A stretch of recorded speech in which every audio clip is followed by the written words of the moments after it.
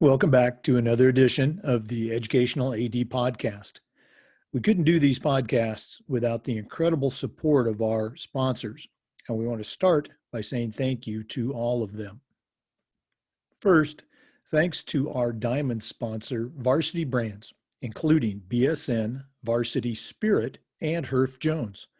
Varsity Brands, elevating student experiences in sport, spirit, and achievement.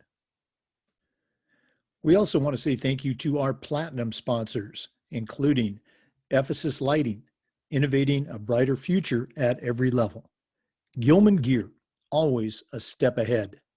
Camp Mobile, where teams communicate better. Hometown Ticketing, simple and easy online ticketing. Vital Signs, bring student achievements to life. And Gipper, sports graphics made incredibly simple. Thanks to all of our great sponsors. Welcome back, everyone, to another edition of the Educational AD Podcast. Our guest today is a longtime friend, but actually the first time we've ever met face-to-face, Rob Paschall. He's the assistant head coach at Creekview High School in Carrollton, Texas. Also has a pretty active presence on social media. He's the moderator for the oldcoach.com website and also coachhuey.com, which is where we first met, gosh, probably about 14 years ago. Rob, welcome to the podcast. Hi, thanks for having me. Well, it's good to we're finally excited. see you. Go ahead. To finally see you, yeah. Exactly, yeah. Excited to have somebody from the great state of Texas share their experiences so far. And we're going to go ahead and get started. We always like to let our listeners have a chance to get to know our guests. So tell us a little bit about yourself, where you grew up, where you went to school and college, your involvement in sports, of course, and how that love of sport led to a career in athletics. Okay. I grew up in Houston, Texas, and I played high school football at Memorial High School there. And we ran the split back veer, and I was the right tackle. And I remember when I first started trying to get into coaching, our rival team's defensive coordinator just got my head coaching job at my high school that I played at. So I went to my high school and asked him, "Hey, can I get a job?" And he immediately saw me and recognized me because I know you. You're that kid from that 19 whatever team. They ran 90% of their plays behind you. I was like, well, I thought I was okay. I tried hard. I got a scholarship to SMU. I was on the first team back from the death penalty. That was an experience. I played there in the run and shoot under Forrest Gregg, and that was an experience. Playing for Forrest Gregg, I learned what the meaning of green bays are. We used to just call them up downs. He calls them green bays. Mm-hmm. We started the first practice with I think it was 30 something scholarship kids and 130 just walk on guys. And I'll never forget, we had us all spread out. We're on the field. And he just walks out in the middle of the field and just commanding presence. I mean, Forrest Gregg, man. It was like just Lombardi's lineage kind of thing. And and he walks out in the field, he just goes, "Down." And I'm kind of probably 30 yards away from him. And I'm like, and I see some of the kids hit the deck. So I hit the deck. Up. I get up. We all get up. And after about 6 or 7 of those, I'm like, we're doing up downs. Why are we doing up downs? We didn't even do anything wrong. Did I do something wrong? I'm like, what did I do? What did we do? And I looked at the bank clock. There was a bank clock right over across the street there at SMU. And we did that for 30 minutes. Oh, wow. And then we went to our practice. And then we did that again this afternoon. Well, by the end of that was an experience that taught me a lot. The toughness and the things you got to get through to how bad do you want to keep doing this, and he was doing it to weed out the guys that didn't want to be there. So it was great.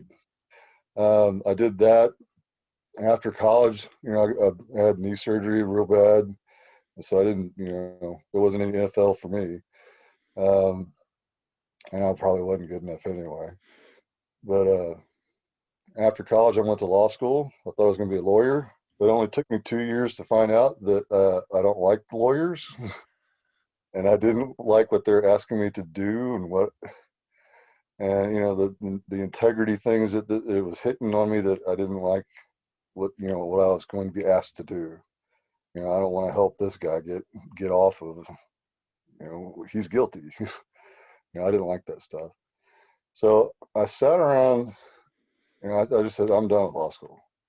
And I started sitting around thinking, what the heck am I going to do? I have a history degree from SMU. What the heck can I do with that? And I thought I was going to be a lawyer. And then I was like, well, I don't like lawyers because when they screw up, they're adults and they're liars and they're cheats, and I don't like those people. I go, well, who can I accept screwing up? I can accept young people screwing up because when they do, that's because they're ignorant. They just don't know any better. I can help them with that. And then I was like, okay, young people, it's a teacher. And I was like, well, I don't like teachers. In general, I didn't like, I liked some of my old lady English teachers and maybe a couple, but some of the other teachers I wasn't really into. But I was like, who do I like is to work with in the professional side of things? I go, I always like coaches. My coaches were always cool to me. And here I am. 26, 27 years later, I've been coaching that long, and that's my story, I guess. Well, I appreciate you sharing. I knew little pieces of that, but it's great to fill in some of the gaps. Let's go and follow that thread. You said you enjoyed your coaches. In our profession, we always talk about the importance of leadership and mentoring. So, who were some of your mentors growing up? Teachers or coaches, family members, and maybe people that you've worked with or worked for. I always like to use the phrase, I still hear those voices in my head when I'm talking to, my kids or my coaches. So whose voices do you still hear? Besides my parents who raised me, I would think the right way and, taught me some values and things. They didn't really teach me some of the things that football taught me. And my offensive line coach in high school, his name was Will Taylor. He was probably 70 then, and he was crusty. He was a crusty guy. I don't want to say what he called me all the time or what he called my center. He called us things that were probably not appropriate today, but we knew he loved us, and he wanted us to knock people on their butts. We're O-line guys, and I'll never forget. We had a oil filled pipe that was about that thick, made, and we had a chute made out of it for linemen. It was about 15 yards wide and about 6 yards deep. So we're running through it. We could get like probably 4 or 5 kids going through. And I would always bang my helmet on the top of it, on the bottom of it, coming out. And then as soon as I got out, I would pop up, and he'd get so mad at me. He actually brought an axe handle to practice, and it started whacking me in the back of the shoulder pads to make me not pop up as soon as I got out of the thing, because we wanted to go chop those linebackers down in the split back veer. And that taught me. Now, you can't do that today, obviously, but just knowing that guy wanted me to do something bad, that he's going to, when he wanted me to have success so much that he's going to just force me to do it. However he could, because screaming and yelling at me wasn't doing it. So, nowadays I just do it with my hand. Better probably than an axe handle. So that was a mentor growing up. As a coach, I've had several great head coaches to work for. I think the one that I appreciate the most now is my head coach now is Jay Klein, the head coach at Creekview High School. And he's not really a mentor so much. It's more of, I just respect the integrity and the way he handles playing time, dealing with parents, and not putting up with if a kid does something wrong, you're not playing, and that's it. There's no ifs, ands, or buts about it. Oh, this kid's really talented. We need him. He's not going to give in his integrity to that, and that's something I really appreciate. It's hurt us a couple of times, but in the short term, but in the long term, it's built our program to where our kids are going to do stuff right, and they're going to fight their tails off every night, and I love it. So he's Yeah. probably my main one now. I just think it's always so cool to hear about those individuals that have had an impact and still impact, our lives and our careers. You mentioned the word program, and I'm a big program guy, whether it's the team or the entire athletic department or the school. Obviously, from the outside world, and I think maybe sometimes, we as coaches, we measure our success by what happens on the field, the wins and the losses, and certainly we don't want to diminish the importance of striving to win. But it's not the only way we measure success. We talk about the relationships with kids and with the students and parents. So here's my question. Outside of the wins and the losses, what is something that you guys do at Creekview, maybe from an organizational standpoint, but what's something that you feel that you guys do better than anybody else, that you really knock it out of the park in this particular area of coaching or organization?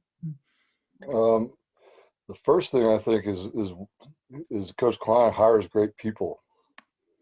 You have to have great people to do that. And sometimes one slips through the cracks, and we get one that that on staff that's not necessarily meets our standards. They don't stay long. So, but we've had the same core group of guys here for the last 6-7 years, and it's we've had people that are aspiring head coaches and stuff, but I'm kind of past that myself a little. Because I'm kind of content and happy with what I'm doing. I really enjoy it. I don't really want the headaches of some of the other things that we were going to talk about in a bit. But I get those sent to me anyway.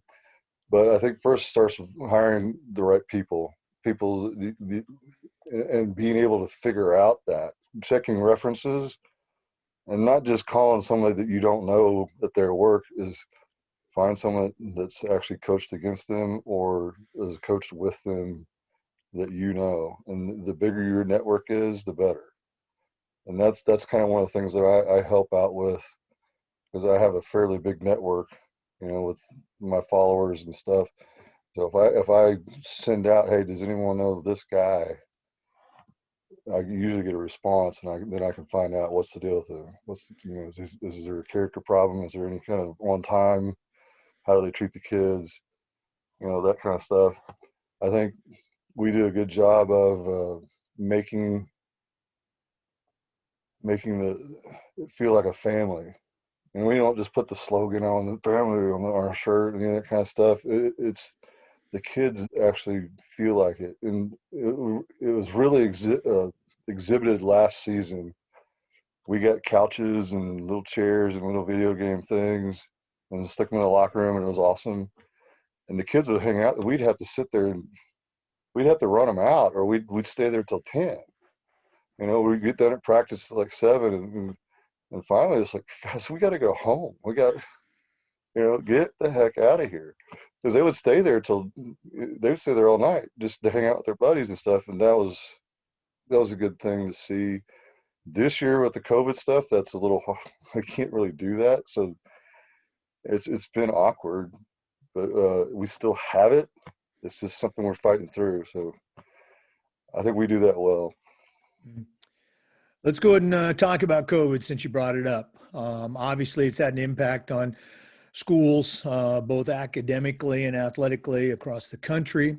And we've seen a variety of responses to it. Some states, it's been business as usual. Other states have canceled seasons or moved seasons around, baseball in the fall and football in the spring.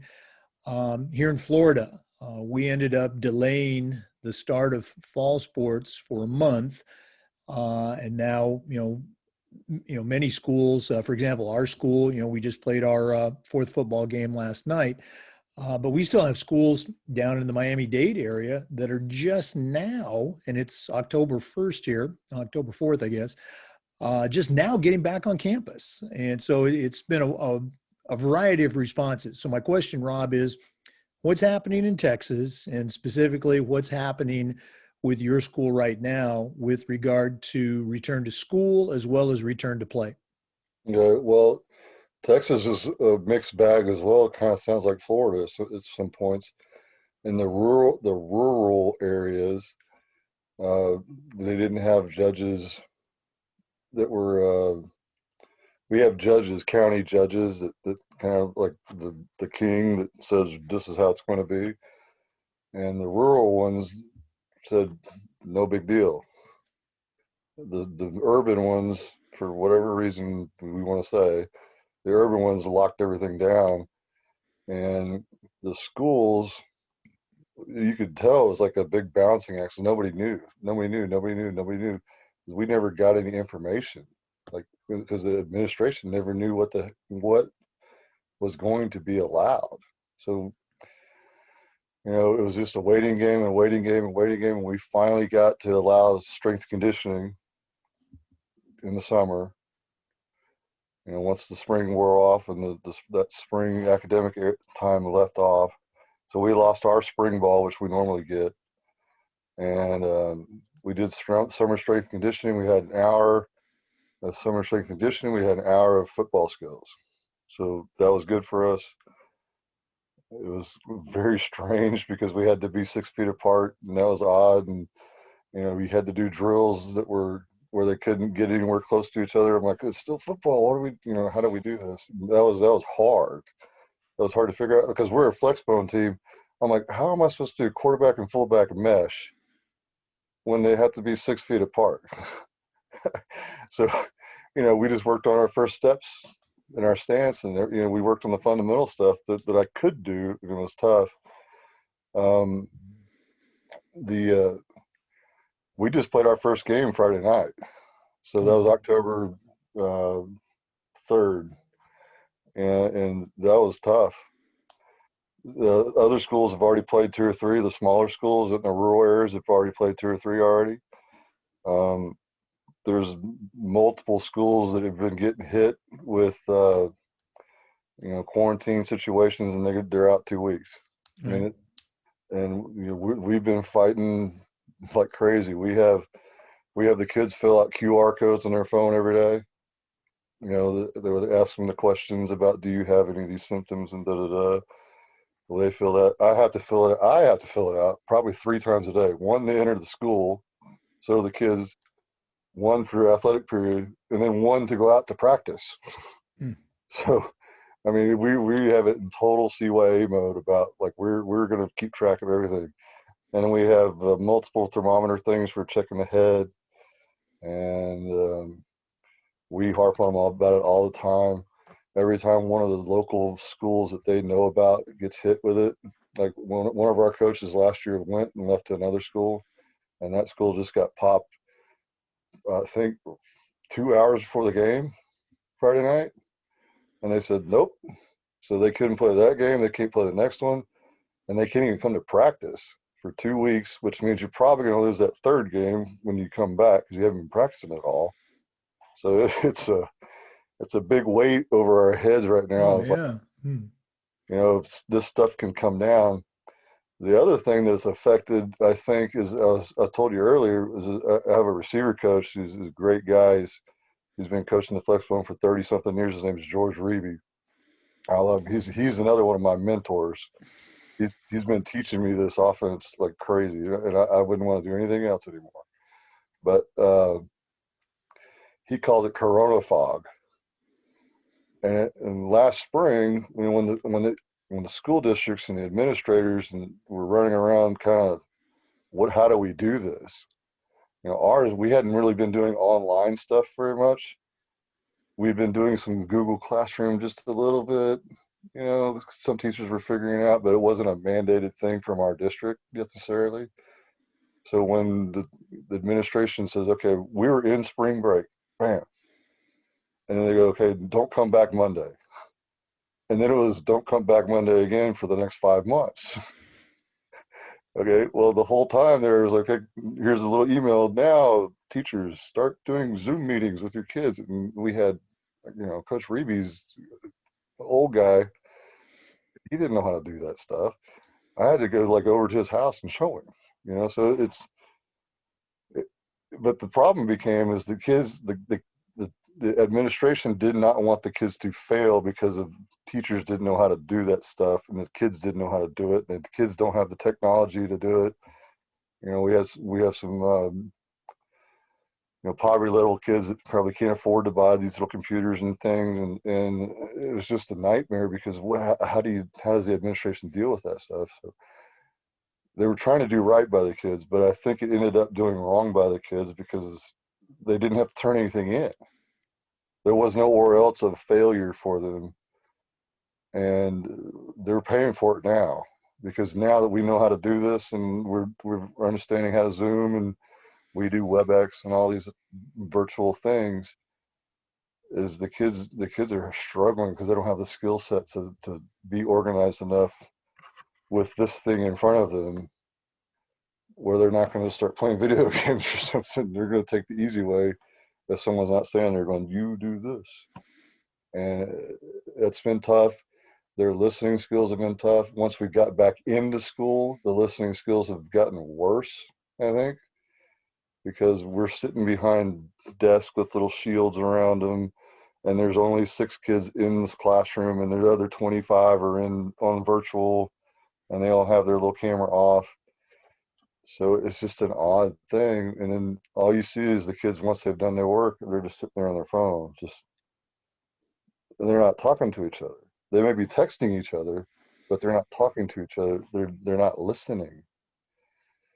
So it's hit me in practice this year. I blow the whistle. I have to scream because they're all spread out just for them to hear me. And the other night we lost our first game because I had 7 different times, a communication thing where quarterback didn't look at the whole signal from the sideline. Quarterback didn't look at the whole signal from the sideline. Quarterback didn't look at the signal for the whole side. Center heard other snap count. Right guard heard 23 as opposed to 43 on the play call. There's 2 more, a couple more. It's stuff like that. And it's just the focus and the listening skills are just, the social interaction of the listening is so messed up right now. It's just difficult. And we're struggling, just trying to find ways to, hello, kid, listen, focus. That's the thing that's really hitting me and hurting, us as a team right now. So COVID has all kinds of effects. The couple of good things is we've learned how to do some of these things. Like this morning, I had a meeting. Usually we'd stay till Saturday and then come back Sunday and work again. Well, now we just do it on this. That makes it a lot easier. More efficient. We don't have to drive all the way up to school and all that stuff. When we came back to school, we had 3 weeks of virtual, and we have athletic period, and it was awesome because it was like teaching time 101 for 3 whole weeks where we can show everything to them. Do you understand? Yes, this is how we run outside here. This is inside here. All the stuff we do, and their knowledge was way better than we ever had at the start. So we got everything installed rapidly once we actually got to do football. That was amazing. So it's been just a whirlwind of adjusting every day because new protocols get thrown at us every day. Yeah, it's interesting to hear, those similar responses we've heard from other coaches and other ADs. So, I mean, it's everywhere. It's certainly not unique to you guys, but again, what the answer is. It's just, continue to focus on those quality reps in practice, continue to encourage them, coach them up. So I'm pretty confident you guys are going to, get things untracked as the season unfolds. Hey, we came up with a good idea yesterday. This is a good one. Okay, Okay. is the butcher paper stuff that they maybe have like in the teacher's lounge or something that's on those Right. big rolls. Um, we were looking at our board where we had our formations, and we had these are the plays we want to run out of these formations against this defense, that kind of stuff. And I was looking at it, I was like, how can we get the kids to do this where they're teaching each other, where they don't have to keep drawing the defense and the template of the offense. And I was like, because if we just draw it up there and they start drawing the plays, trying to draw the plays, they're going to mess it up. And when they can't replicate it. I need a template that's on the wall. Draw it on the butcher paper, laminate the butcher paper, stick it up on the wall. And we tried it, and the kids were just, oh, no, you're wrong. It's this. And they start arguing with each other and teaching each other, and then the consensus comes in and says, no, it's a veer step. It's a veer's your role. No, it's this. And it's cool. The problem with it is we can't let them sit there too long in the locker rooms. Every time we're in the locker room, our whole goal is to get them out of the locker room. Right. Now with the COVID stuff. So that's an extra little thing to maybe think of yesterday. Sorry. Well, I mean, that's a great use of technology too. I was a big laminator fan, back when I was coaching. Good job.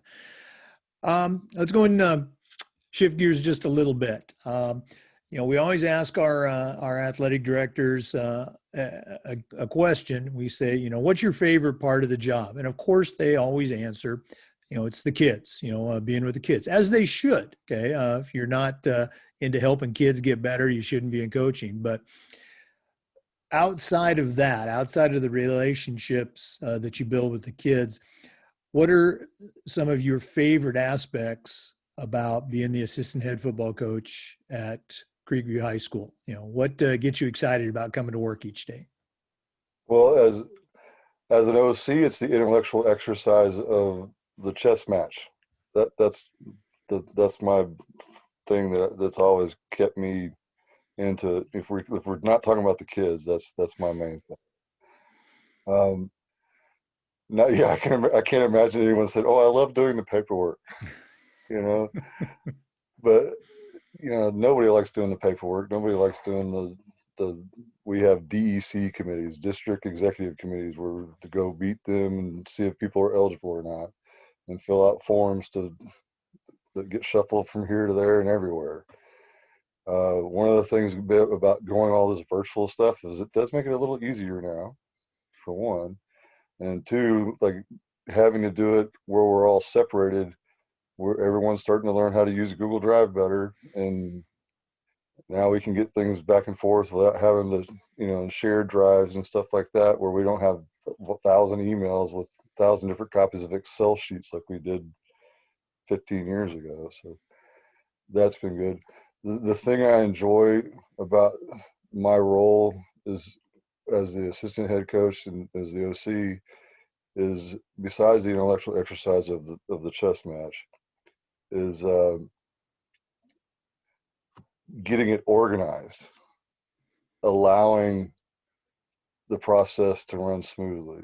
So not, practice, making sure that we are all eligible, the grade checks and things, and, making sure my offensive coaches are checking their kids' grades, and we're on that, because we have no pass, no play. And it's, if we lose them, we don't have enough, we're done. The season's over. Just the organization of things that my head coach gives me.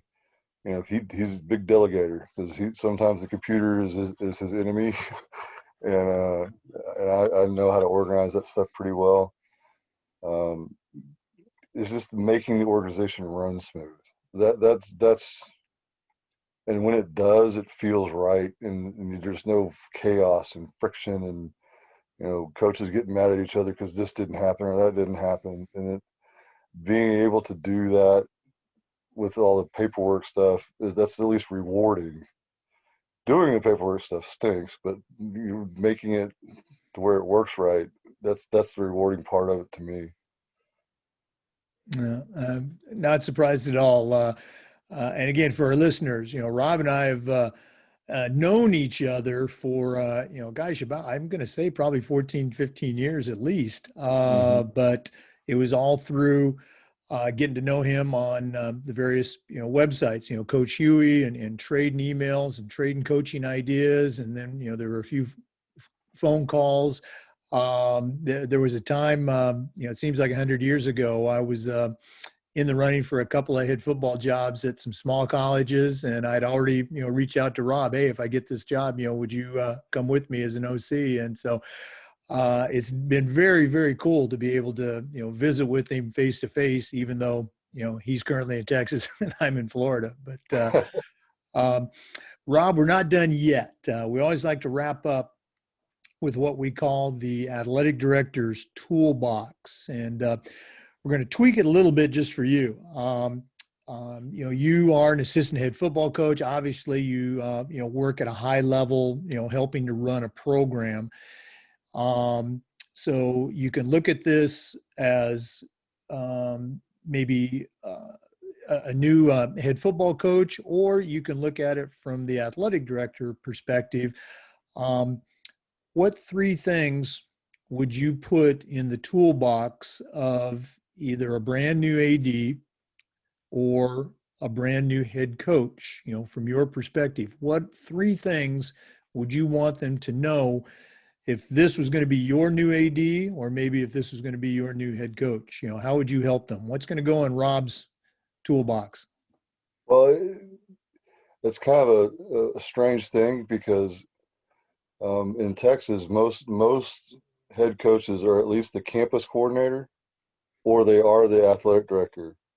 So there's very few head football coaches in Texas that are not the athletic director or the campus coordinator. So the first thing I would say is if you don't have the power to hire your people all the way up and down, all the way up into the junior highs and all the way up into the high schools, if you don't have the power to hire your people, don't take the job. And I've been offered head coaching jobs before where I didn't have the ability to hire the people that I wanted at certain levels, or I had to take this guy or that guy because they're from the town. And I'm like, no, I'm not going to have that rule placed over top of me, because what if that guy's no good? Right. If I get a chance to meet the guy and I can talk to him and make sure check his references with my network and stuff, okay, if he's good, that's fine, I'll keep him. But when I was flat out told you have to do this and you can't do that, I'm not doing it. And right now I'm working for a guy that does not have to put up with that. So it's a good situation for the most part with that. So it's nice. The next thing I would say is the most important thing to have is to make sure you understand where your integrity is. Have a true understanding of this is what I will accept and this is what I will not accept.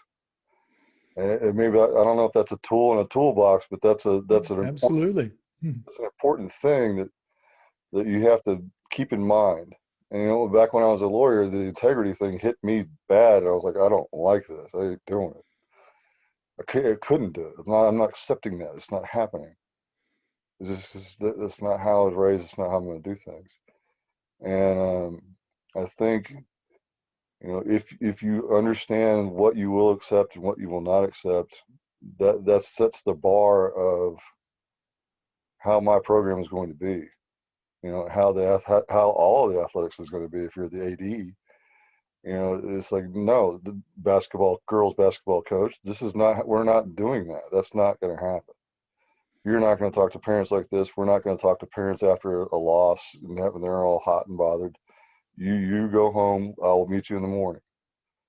What will you accept? What will you not accept? You have to think about all the scenarios, because I'll give you one.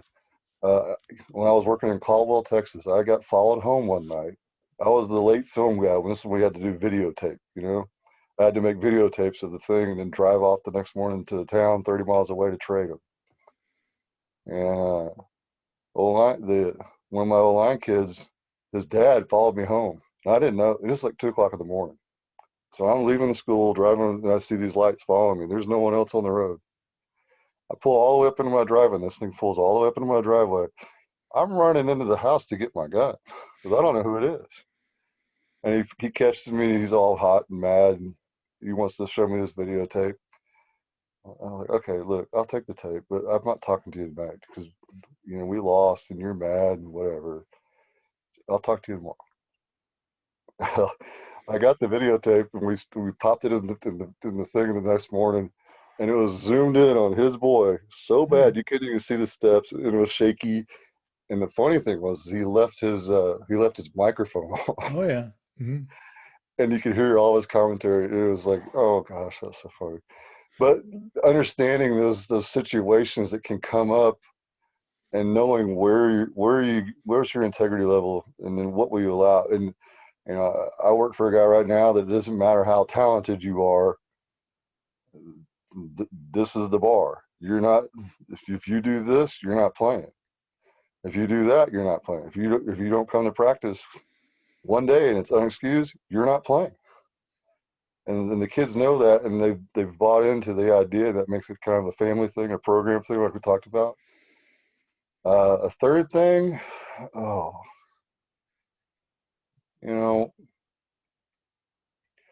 being able to recognize when there is a problem.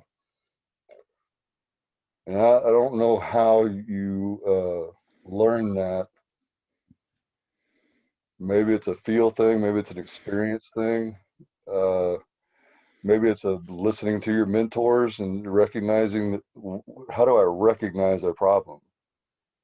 And then if you can recognize it, you can come up with an answer. Like I'll give you an example. A school in the past, I recognized a problem, and I brought it to the athletic director. There's this problem with the boys soccer team. I'm out at track doing my throw, discus and stuff, and I see them every day. And I had talked to I talked to the coach of the boys team first myself, and he didn't address it. And I said, AD, this is going on over there, but I recognize there's a problem. And you have to have people that are willing to speak up, not snitch, because I didn't snitch. I went and told the guy, hey, that's a problem. Right. Whatever they were doing something stupid. And first I recognized it. I went and addressed it with the coach. I come back the next day, this thing's still going on. Okay, I got to let somebody know. Somebody with the power to make that stop, because that's not good for the program. It's not good for the whole school. It's not good for those kids. It's not good for the coach. The coach probably needs to either figure that out, get told to figure that out, or go. So recognizing those things is a big thing, and then being able to fix it. So I would say those things. No, I agree 100%. I'm glad you shared that.